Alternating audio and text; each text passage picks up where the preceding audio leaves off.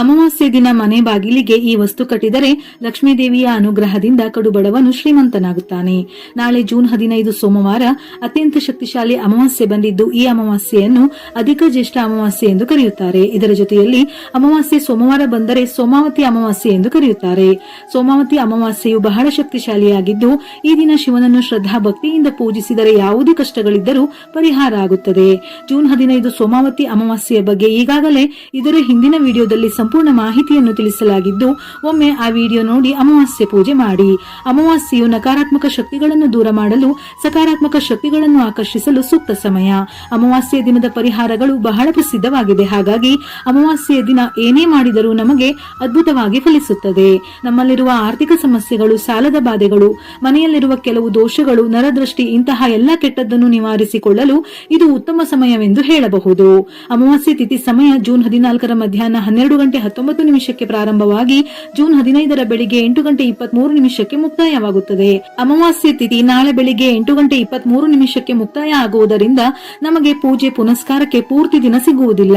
ನೀವೇನು ಆಡಂಬರದ ಪೂಜೆ ಮಾಡಬೇಕೆಂದೇನೂ ಇಲ್ಲ. ನಿಮಗೆ ಆದರೆ ದೇವಸ್ಥಾನದಲ್ಲಿ ಶಿವನಿಗೆ ಬಿಲ್ವಪತ್ರ ಅರ್ಪಿಸಿ ಒಂದು ಅರ್ಚನೆ ಅಥವಾ ಅಭಿಷೇಕ ಮಾಡಿಸಿ. ಇದು ಸಾಧ್ಯ ಇಲ್ಲ ಎಂದರೆ ಬೆಳಿಗ್ಗೆ ಸ್ನಾನ ಆದ ನಂತರ ತೊಳೆದಿರುವ ಶುದ್ಧವಾದ ವಸ್ತ್ರವನ್ನು ಧರಿಸಿ ಭಕ್ತಿಯಿಂದ ಓಂ ನಮಃ ಶಿವಾಯ ಜಪ ಮಾಡಿ. ಜೊತೆಗೆ ಶಿವ ಕವಚಂ ಓದಿ. ಮನೆಗೆ ಕೆಟ್ಟ ದೃಷ್ಟಿ ಬಿದ್ದರೆ ಅಥವಾ ನಿಮಗೆ ಮಾಟಮಂತ್ರ ಆಗಿದ್ದರೆ, ಅನಾರೋಗ್ಯ ಆಗಿದ್ದರೆ ಇದೊಂದೇ ಸಾಕು ನಿವಾರಣೆ ಮಾಡಲು. ಓದಲು ಕಷ್ಟ ಆದರೆ ಕೇಳಿ. ಈ ಮಂತ್ರಕ್ಕೆ ಬಹಳ ಶಕ್ತಿ ಇದ್ದು ನಾಳೆ ಸೋಮಾವತಿ ಅಮಾವಾಸ್ಯೆಯ ಜೊತೆ ಸರ್ವಾರ್ಥ ಸಿದ್ಧಿಯೋಗ ಮತ್ತು ಅಮೃತ ಸಿದ್ಧಿಯೋಗಗಳಿದ್ದು ಇಂತಹ ಸಮಯದಲ್ಲಿ ಓದಿದರೆ ಅದರ ಫಲ ಬೇಗ ಸಿಗುತ್ತದೆ. ಇನ್ನು ಕೆಲವರಿಗೆ ಅಮಾವಾಸ್ಯೆ ಸಮಯ ಬಂದರೆ ಅನಾರೋಗ್ಯ ಅಥವಾ ದೇಹದಲ್ಲಿ ನೋವು ಕಾಣಿಸಿಕೊಳ್ಳುತ್ತದೆ. ಅಂತವರು ತಪ್ಪದೆ ಸ್ನಾನದ ನೀರಿಗೆ ಸ್ವಲ್ಪ ಕಲ್ಲುಪ್ಪನ್ನು ಸೇರಿಸಿ ಸ್ನಾನ ಮಾಡಿ. ಇದರಿಂದ ನೆಗೆಟಿವ್ ಎನರ್ಜಿ ನಿವಾರಣೆಯಾಗಿ ಮತ್ತೆ ಆರೋಗ್ಯ ವೃದ್ಧಿಯಾಗುತ್ತದೆ. ಲಕ್ಷ್ಮೀ ದೇವಿಗೆ ಪ್ರಿಯವಾದ ದಿನಗಳಲ್ಲಿ ಅಮಾವಾಸ್ಯೆ ತಿಥಿಯು ಒಂದು. ಹಾಗಾಗಿ ಸಾಮಾನ್ಯ ದಿನಗಳಲ್ಲಿ ಮಾಡುವ ಪೂಜೆ ಪುನಸ್ಕಾರಕ್ಕಿಂತ ಇಂತಹ ಶಕ್ತಿಶಾಲಿ ದಿನ ಮಾಡುವ ಪೂಜೆಗೆ ದುಪ್ಪಟ್ಟು ಫಲ ಸಿಗುತ್ತದೆ. ಹಾಗೆಯೇ ಕೆಲವೊಂದು ಪರಿಹಾರ ಮಾಡಿದರೆ ಇವತ್ತು ಸಿದ್ಧಿಸುತ್ತದೆ. ಹಾಗಾಗಿ ಅಮಾವಾಸ್ಯೆ ದಿನ ಮಾಡುವ ಪ್ರತಿಯೊಂದು ಪರಿಹಾರಗಳಿಗೂ ಬಹಳ ಶಕ್ತಿ ಇರುತ್ತದೆಯಂತೆ. ಇನ್ನು ನಾಳೆ ಲಕ್ಷ್ಮೀದೇವಿಯ ಅನುಗ್ರಹ ಪಡೆಯಲು ಅಮಾವಾಸ್ಯೆ ತಿಥಿ ಬಹಳ ಶ್ರೇಷ್ಠ. ಈ ಸಮಯದಲ್ಲಿ ತಾಯಿಯ ಶಕ್ತಿ ಜಾಸ್ತಿ ಇರುವುದರಿಂದ ನಾವು ಮಾಡಿದ ಪೂಜೆ ಪುನಸ್ಕಾರ ಆರಾಧನೆಗೆ ದುಪ್ಪಟ್ಟು ಪುಣ್ಯ ಫಲ ಲಭಿಸುತ್ತದೆ. ನಾಳೆ ಬೆಳಿಗ್ಗೆ ಬೇಗ ಎದ್ದು ಮನಸ್ಸಿನಲ್ಲಿ ಏನಾದರೂ ಕೋರಿಕೆ ಇದ್ದರೆ ಪ್ರಾರ್ಥನೆ ಮಾಡಿ ಲಲಿತಾ ಸಹಸ್ರನಾಮ ಓದಿ. ಇದನ್ನು ಓದಿದರೆ ಬಹಳ ಒಳ್ಳೆಯದು. ಅದರಲ್ಲೂ ಹೆಣ್ಣು ಮಕ್ಕಳು ಓದಿದರೆ ಧೈರ್ಯ, ಶಕ್ತಿ, ಆರೋಗ್ಯ, ಸಂಪತ್ತು ವೃದ್ಧಿಯಾಗುತ್ತದೆ. ಲಲಿತಾ ಸಹಸ್ರನಾಮ ಓದಿದ ಮೇಲೆ ಅಷ್ಟೋತ್ತರ ಓದಲೇಬೇಕು.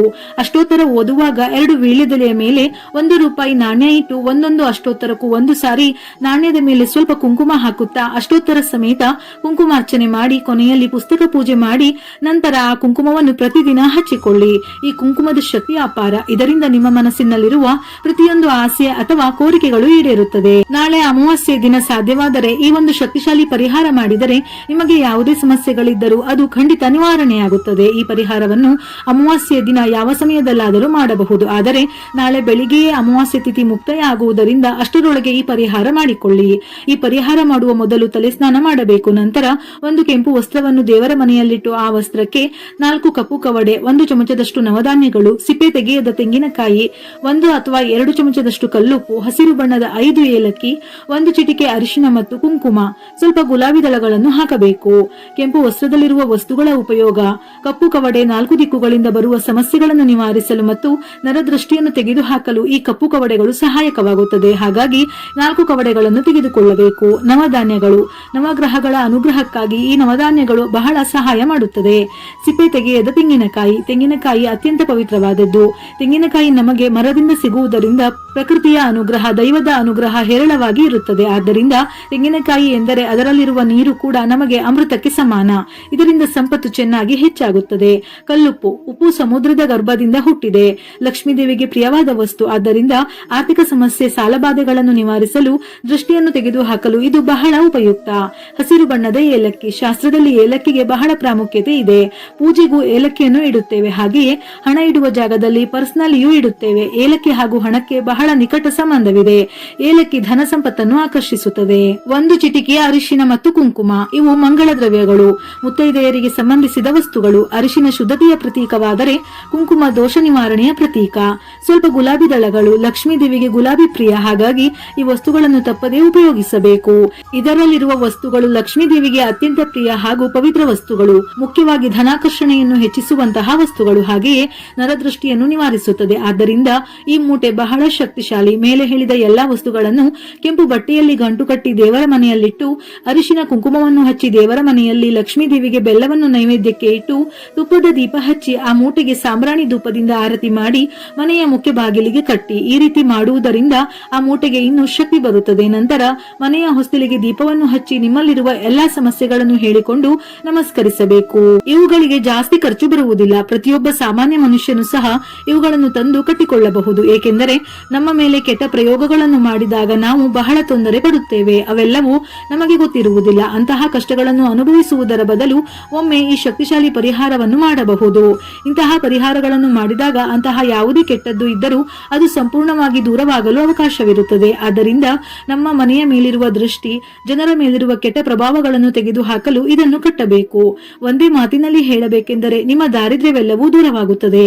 ಮನೆಯಲ್ಲಿರುವ ದಾರಿದ್ರ್ಯ ದೇವತೆ ಹೊರಗೆ ಹೋಗಿ ಲಕ್ಷ್ಮೀ ದೇವಿಯು ನಿಮ್ಮನ್ನು ಹರಸಿ ಮನೆಗೆ ಬಂದು ಶಾಶ್ವತವಾಗಿ ನೆಲೆಸುತ್ತಾಳೆ. ತಾಯಿ ಲಕ್ಷ್ಮಿಯ ಅನುಗ್ರಹದಿಂದ ಕಡು ಬಡವನು ಶ್ರೀಮಂತನಾಗುತ್ತಾನೆ. ಈ ಪರಿಹಾರವು ಕೇವಲ ಆರ್ಥಿಕ ಸಮೃದ್ಧಿಗೆ ಮಾತ್ರವಲ್ಲದೆ ಸಮಗ್ರ ಜೀವನದ ಸುಧಾರಣೆಗೆ ದಾರಿಯಾಗುತ್ತದೆ. ಈ ಮೂಟೆಯು ಒಂದು ರಕ್ಷಣಾ ಕವಚವಾಗಿ ಕಾರ್ಯನಿರ್ವಹಿಸುತ್ತದೆ. ಈ ಮೂಟೆ ಕಟ್ಟಿದ ನಂತರ ಕೆಲವೇ ಕ್ಷಣಗಳಲ್ಲಿ ನಿಮಗೆ ಬದಲಾವಣೆಗಳು ಅರ್ಥವಾಗುತ್ತವೆ. ಮನೆಯಲ್ಲಿ ಮೊದಲು ನಕಾರಾತ್ಮಕವಾಗಿದ್ದ ವಾತಾವರಣವು ಶಾಂತವಾಗಿ ಬದಲಾಗುವುದು. ಸಂತೋಷವಾಗಿರುವುದು. ಗಂಡ ಹೆಂಡತಿಯರ ಮಧ್ಯೆ ಪ್ರೀತಿ ಹೆಚ್ಚಾಗುವುದು. ಸಾಲಗಳು ಸಹ ನಿಧಾನವಾಗಿ ತೀರುವ ಮಾರ್ಗಗಳು ದೊರಕುವುದು. ಸಂಪಾದನೆಯನ್ನು ನೀವು ನಿಧಾನವಾಗಿ ಹೆಚ್ಚಿಸಿಕೊಂಡು ನೀವು ಊಹಿಸದ ಹಣವನ್ನು ಸಹ ನೋಡಿ ಸಂತೋಷ ಪಡಬಹುದು. ಉದ್ಯೋಗವಿಲ್ಲದವರಿಗೆ ಉದ್ಯೋಗ ಸಿಗುತ್ತದೆ. ಸಂತಾನವಿಲ್ಲದವರಿಗೆ ಸಂತಾನ ಪ್ರಾಪ್ತಿಯಾಗುತ್ತದೆ. ಅನಾರೋಗ್ಯ ಸಮಸ್ಯೆಗಳು ಕಡಿಮೆಯಾಗುತ್ತದೆ. ಮದುವೆಯಾಗದವರಿಗೆ ಕಂಕಣ ಭಾಗ್ಯ ಕೂಡಿ ಬರುತ್ತದೆ. ಹೀಗೆ ನಿಮಗೆ ಪ್ರತಿಯೊಂದು ಸಹ ಅನುಕೂಲಕರವಾಗಿ ಬದಲಾಗುತ್ತದೆ. ಯಾರಾದರೂ ನಿಮಗೆ ಹಣ ನೀಡಬೇಕಾದವರು ಕಿರುಕುಳ ನೀಡುತ್ತಿದ್ದರೆ ಅಂತವರು ಸಹ ಕರೆದು ನಿಮ್ಮ ಹಣವನ್ನು ನಿಮಗೆ ತಲುಪಿಸುತ್ತಾರೆ. ಹಾಗೆಯೇ ಬರಬೇಕಾದ ಧನವೂ ಸಹ ಕೈಗೆ ಸಿಗುತ್ತದೆ. ಮನೆಗೆ ಯಾವ ಕೆಟ್ಟ ಕಣ್ಣು ಬಿದ್ದರೂ ಸಂಪೂರ್ಣವಾಗಿ ನಿವಾರಣೆಯಾಗುತ್ತದೆ. ಏಕೆಂದರೆ ದೈವವು ಮನಸ್ಸು ಮಾಡಿದರೆ ಅಸಾಧ್ಯವಾದದ್ದು ಯಾವುದೂ ಇರುವುದಿಲ್ಲ. ಹಾಗೆಯೇ ಮನುಷ್ಯರಲ್ಲಿ ಸಹ ದೃಢ ಸಂಕಲ್ಪವಿರಬೇಕು. ಇಂತಹ ನಿಯಮಗಳನ್ನು ಸಹ ಕಡ್ಡಾಯವಾಗಿ ಆಚರಿಸಬೇಕು. ಏಕೆಂದರೆ ನಮಗೆ ನಮ್ಮ ಮನೋಬಲದ ಜೊತೆಗೆ ದೈವ ಬಲವೂ ಸಹ ಜೀವನದಲ್ಲಿ ನಾವು ಉನ್ನತ ಶಿಖರಗಳನ್ನು ಏರಲು ಅವಕಾಶ ನೀಡುತ್ತದೆ. ನಮ್ಮ ಮೇಲೆ ನಮಗೆ ನಂಬಿಕೆ ಸಹ ಇದ್ದರೆ ನಾವು ಮಾಡುವ ಸಣ್ಣ ಸಣ್ಣ ಪರಿಹಾರಗಳು ನಮಗೆ ಎಷ್ಟೋ ದೊಡ್ಡ ಫಲಿತಾಂಶಗಳನ್ನು ನೀಡುತ್ತದೆ. ಈ ಮೂಟೆಯನ್ನು ಮುಂದಿನ ಅಮಾವಾಸ್ಯೆಯ ದಿನ ಬಿಚ್ಚಿ ಅದರಲ್ಲಿರುವ ವಸ್ತುಗಳನ್ನು ಹರಿಯುವ ನೀರಿಗೆ ಅಥವಾ ನಿರ್ಜನ ಪ್ರದೇಶ ಅಂದರೆ ಯಾರು ತುಳಿಯದಿರುವ ಜಾಗಕ್ಕೆ ಹಾಕಬೇಕು. ಆದ್ದರಿಂದ ಅಮಾವಾಸ್ಯೆಯ ದಿನ ತಪ್ಪದೆ ಈ ಪರಿಹಾರವನ್ನು ನೀವು ಮಾಡಿ ಮುಖ್ಯ ದ್ವಾರಕ್ಕೆ ಇದನ್ನು ಕಟ್ಟಿ. ಈ ಶಕ್ತಿಶಾಲಿ ಮೂಟೆ ನಿಮ್ಮ ಜೀವನವನ್ನು ಬದಲಾಯಿಸುತ್ತದೆ.